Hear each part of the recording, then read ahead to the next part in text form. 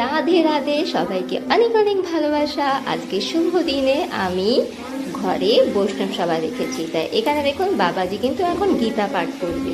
আর এখানে এই যে আমার মাম্মি শাশুড়ি বসে আছে, একটু ভিডিও করে নিলাম আমি ক্যামেরা বন্দি। তাই পাশে থাকবেন আর ভিডিওকে লাস্ট অবধি দেখবেন। দেখুন আমার ঠাকুর ঘরে কত গোপাল আছে, ঠাকুর ঘরটা একদম সুন্দর সেজে গেছে, এত ভালো লাগছে ঠাকুর ঘরটা দেখে, খুব সুন্দর। এখানে এখানে আছে বাবাজিদের স্থান আর সব গুরুদের স্থান। আর উপরে চলুন, উপরে হচ্ছে রান্না বান্না ঠাকুরের জন্য, মহাভোগের প্রসাদ রান্না হচ্ছে। এখানে দেখুন রান্না করছে, এই যে বৈষ্ণবদের দিয়েই রান্না করানো হচ্ছে, সব বৈষ্ণবরাই রান্না করবে, আমরা কিছুই ধরবো না, শুধু খালি আমানই আমরা করে দেব আর বৈষ্ণবরা সব রান্না করবে। এখানে কিছু ভাগ রান্না হয়ে গেছে, কিছু রান্না হয়ে গেছে আর কিছু বাকি আছে।